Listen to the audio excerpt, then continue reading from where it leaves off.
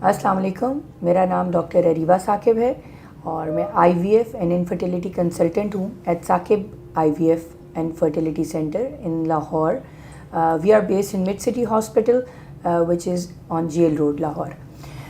आज का जो सवाल है वो ये है कि क्या अगर कोई पेशेंट IVF या ICSI का ट्रीटमेंट लेता है तो क्या उसके बाद वो नेचुरली बच्चा कंसीव कर सकते हैं, या जब भी उन्होंने प्रेगनेंसी की तरफ जाना चाहते हैं तो क्या सिर्फ उनके पास यही रास्ता है कि वो दोबारा IVF ही कराएं.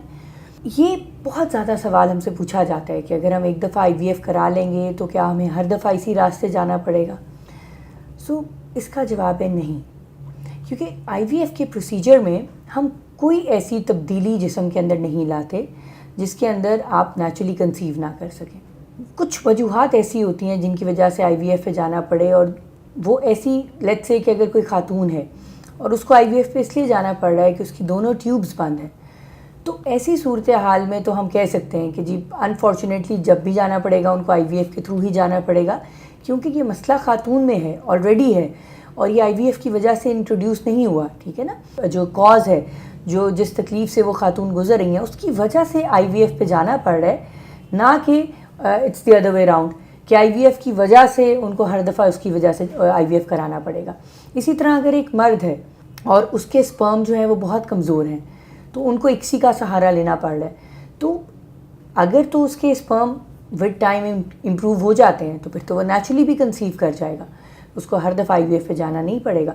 लेकिन हाँ, अगर दोबारा उसकी रिपोर्ट कमज़ोर ही आती है एक IVF के बाद, लेट्स से अल्लाह उनको औलाद से नवाजता है और उसके बाद वो दोबारा कोशिश करते हैं कि नेचुरली कंसीव कर जाएं, तो अगर उनके स्पर्म बेहतर हो जाते हैं तो वह नेचुरली कंसीव कर सकते हैं, इसमें कोई दिक्कत नहीं है. लेकिन अगर अनफॉर्चुनेटली नहीं बेहतर होते हैं फिर उनको दोबारा IVF पे जाना पड़ेगा.